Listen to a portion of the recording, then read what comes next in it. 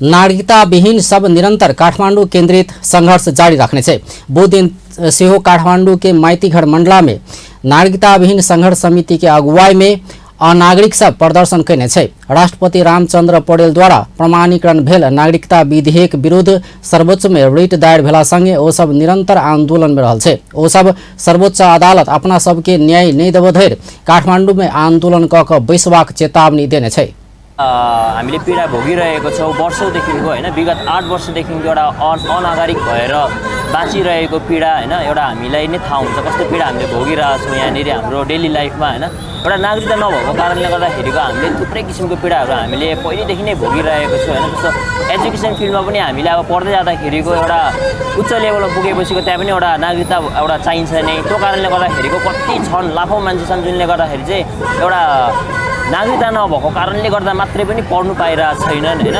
र काम पनि एउटा जबको फिल्डमा पनि हामीले म एउटा अब हुन त 25 वर्ष पुगिसकेँ, एउटा राम्रो फिल्डमा एउटा काम गर्नु खोज्दै पनि एउटा क्याबिलिटी हुँदै पनि मैले एउटा आफ्नो लेभल एउटा बढाउनु पाएको छैनौँ हैन। त्यो एउटा नागरिकताले गर्दा मात्रै हो हैन। नागरिकता नभएको कारणले गर्दा मसँग लाइसेन्स छैन। लाइसेन्स नभएको कारणले गर्दाखेरिको मैले आफूले गरिराख्ने फिल्डमा काममा मैले आफ्नो अपडेट पाएको छुइनँ।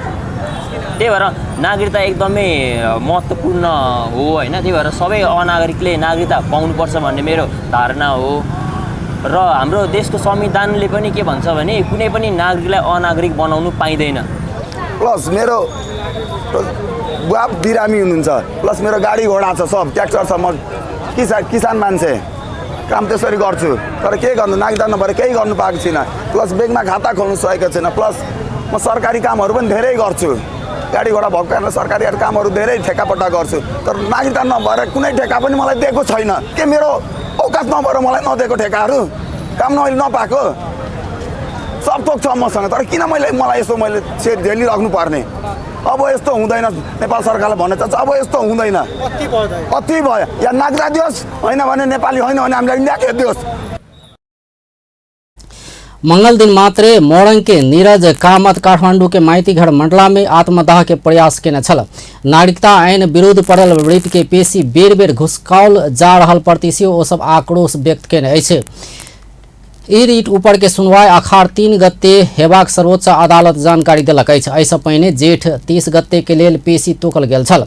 अदालत के सुनवाई के ध्यान में राखि नागरिकता विहीन युवा सब काठमांडू केंद्रित होबऽ लागल छै। पहिल बेर अतेक संख्या में नागरिकता विहीन युवा सब काठमांडू में जमा भेल देखल गेल छै। ओ सब ई अंतिम लड़ाई भेल कहैत अनागरिक सब के तत्काल काठमांडू में आबि कऽ संघर्ष में साथ देवा आह्वान करैत आबि रहल छै। सर्वोच्च एहिसँ पहिने सरकार विरुद्ध पड़ल रिट ऊपर सुनवाई करैत अल्पकालीन अंतरिम आदेश दैत प्रमाणीकरण कयल गेल विधेयक तत्काल कार्यान्वयन नहीं कराबा आदेश देने छल। सर्वोच्च अदालत के ई आदेश देला बाद नागरिकता विहीन युवा सब निरंतर विरोध करैत आबि रहल छै। आब वार पार के लड़ाई हेबाक कहैत नागरिकता विहीन संघर्ष समिति के अध्यक्ष इंद्रजीत साफी आक्रोश व्यक्त केने अछि। ओ सब राज्य अपना सबके सदैत अनागरिक बना कऽ राखबाक षड्यंत्र करैत आबि रहल आरोप समेत लगौलक अछि। बाबू माय नेपाली नागरिक भयो कऽ संतान नागरिकता नहीं पेबाक अवस्था सृजना कयल गेल कहैत ओ सब आक्रोश व्यक्त केलक अछि। अपना सब कतऽ के नागरिक रहल कऽ ओ सब राज्य संग प्रश्न सेहो पूछैत आबि रहल छै।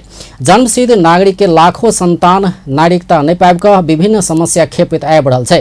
राष्ट्रपति ई विधेयक प्रमाणीकरण केला बाद गृह मंत्रालय नागरिकता वितरण कर जिला प्रशासन कार्यालय सबके सर्कुलर समेत जारी क चुकल छल।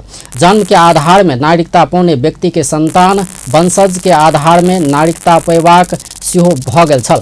तहिना बाबू के पहचान नहीं भेल घोषणा क के माय के नाम से मात्र नागरिकता पावला व्यवस्था सेहो ई कानून कैने छल। मुदा जेठ 21 गते न्यायाधीश डॉक्टर मनोज कुमार शर्मा के एकल इजलास ई ऐन तत्काल के लेल कार्यान्वयन नहीं कराबा अल्पकालीन अंतरिम आदेश देला बाद नागरिकता विहीन युवा सब आक्रोशित बनल छै।